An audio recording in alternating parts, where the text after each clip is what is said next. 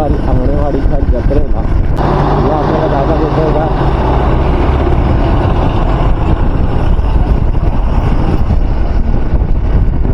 तर हा जो आम्ही रस्ता पकडलाय ना, हा काळकरी देवबाग रस्ता आहे.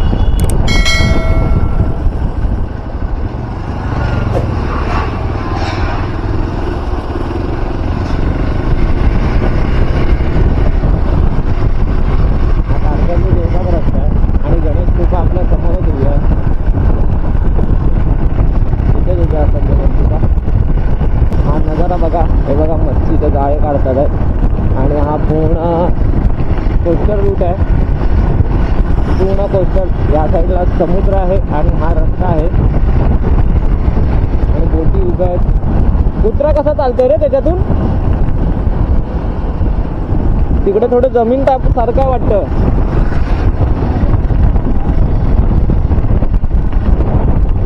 इथे वॉटर स्पोर्टिंग पण होते बघा. ती बोट आहे वॉटर स्पोर्टिंगची. पूर्ण हे आयलंड सारखं आहे. इथे बोटी आहे. हां, सुनामी आयलंड. ओके. हे पूर्ण बोटिंग इथे सी सफर, डॉल्फिन सफर, गोल्डन रॉक सगळं होतं इथे रे. वाह, काय रस्ता आहे.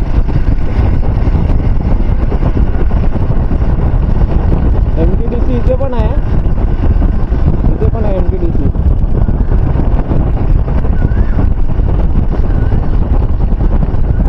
रस्ता बघा कसा रस्ता आहे. एकदम घाटासारखा रस्ता आहे. छान. म्हणजे या लोकांचं पण गोव्यासारखंच झालं की जसं आपण नोकरीला जातो तसं असतं. हे होमस्टे आणि रेस्टॉरंटचं आणि हे बोटिंगचं हा त्यांचा बिझनेस. मस्त असा छोटासा रस्ता आहे. हे जाळ्या विणण्याचा बघा कशी झोपडी आहे. मस्त गावागावाच्या रस्त्यातून आपण चाललेलो आहे.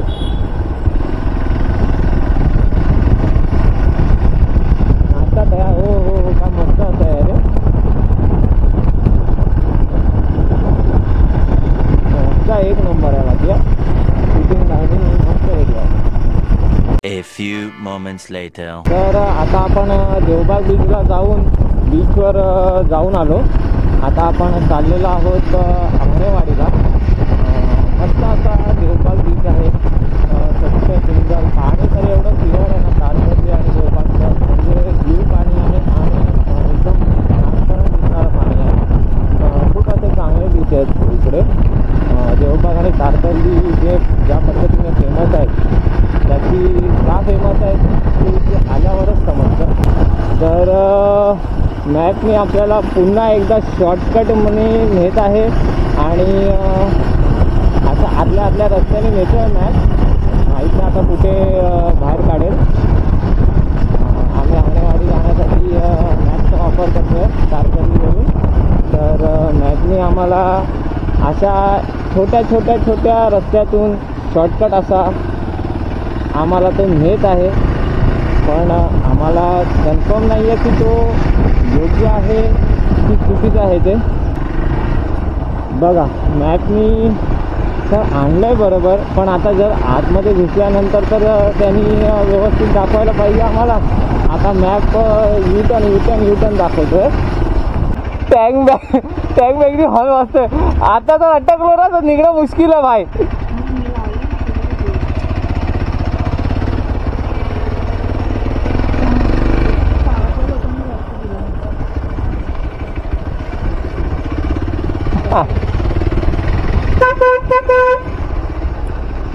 मॅपनी पुन्हा एकदा गावागावातून आम्हाला घेऊन चाललाय. आई ग हसायला येतं ना असं.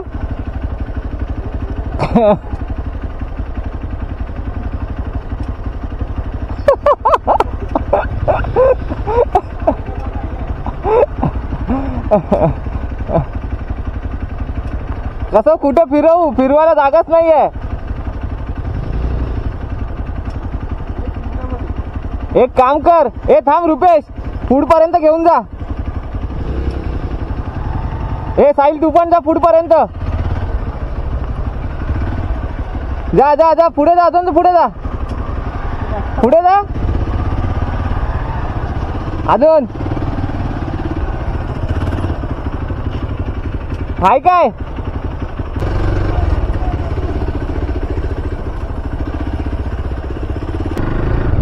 दादा रस्ता मेन रोडला बाहेर पडतो ना सर आहे ना थँक्यू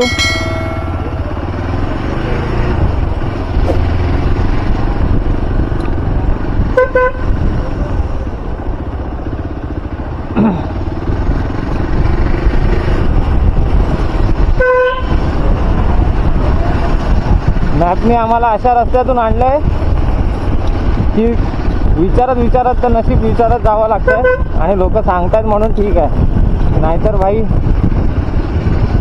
काम 25 होतं फायनली आम्ही ज्या रस्त्याने आम्हाला जायचं आहे त्या रस्त्याला बाहेर पडलो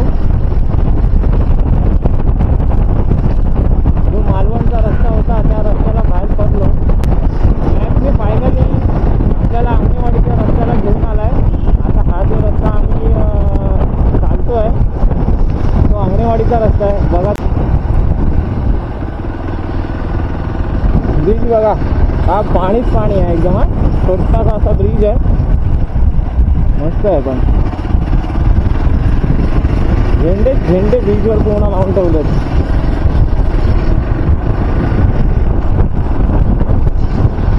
एकदम नॅरो ब्रिज आहे नॅरो आंगणेवाडी कोई वेळा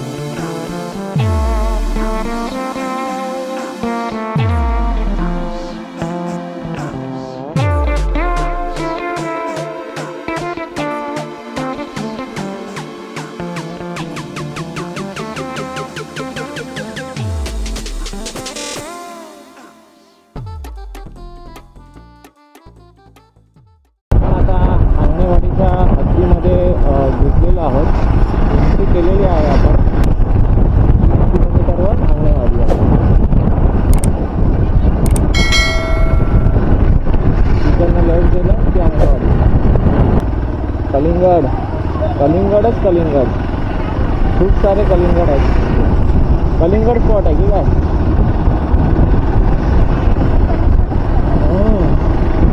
गरमीतून चांगले का कलिंगड यात्रा स्पेशल सरकारने यात्रा स्पेशल अशा खूप साऱ्या गाड्या सोडलेल्या आहेत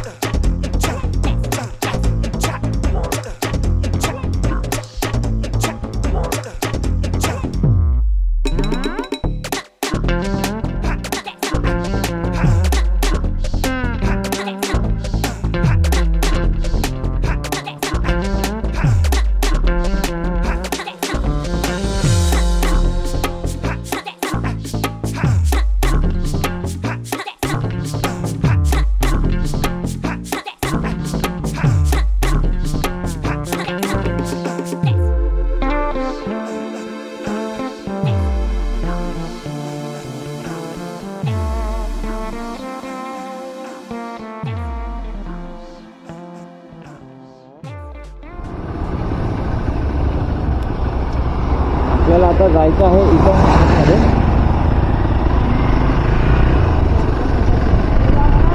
आता तो गेला सरळ रस्ता कणकवलीकडे आणि हा गेला मित्राच्या गावी आता आपण त्याच्या आतल्या रस्त्याला लागलेलो आहोत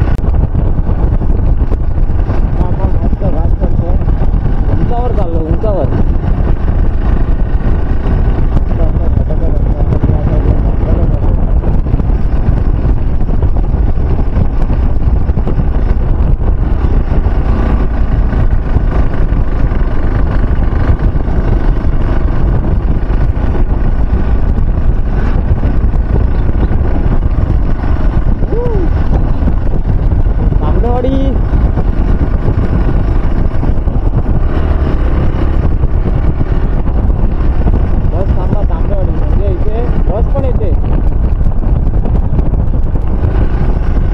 देवी देवस्थान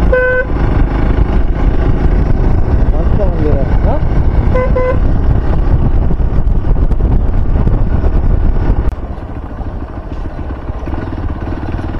आता आपण मित्राच्या गावी जाण्यासाठी आपल्या रस्त्याला घुसलो आहे. रस्ता एकदम असा थोडासा खडतर आहे. नेहमी घरापर्यंत जाण्यासाठी असा खडतर रस्ताच असतो.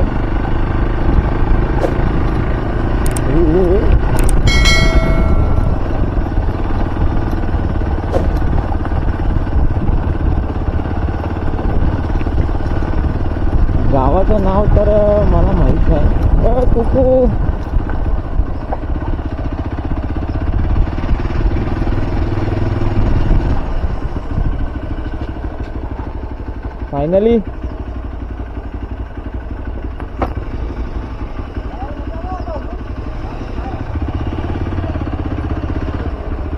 फायनली आपण पोहोचलेलो आहोत.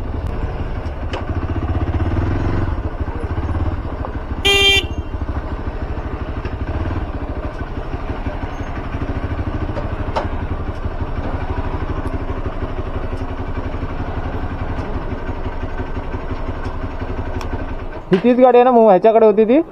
हा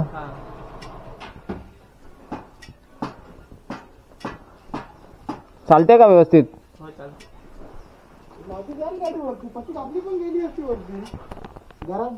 हा मग चल.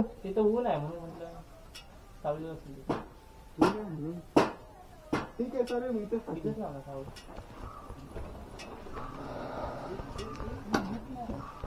1 hour later.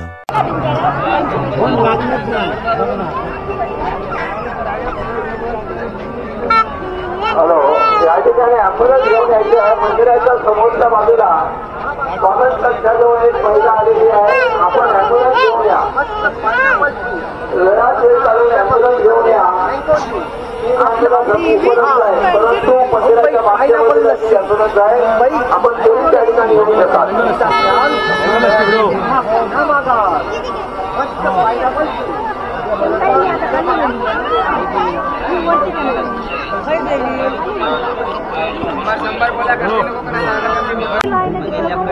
हो वर पण लाईन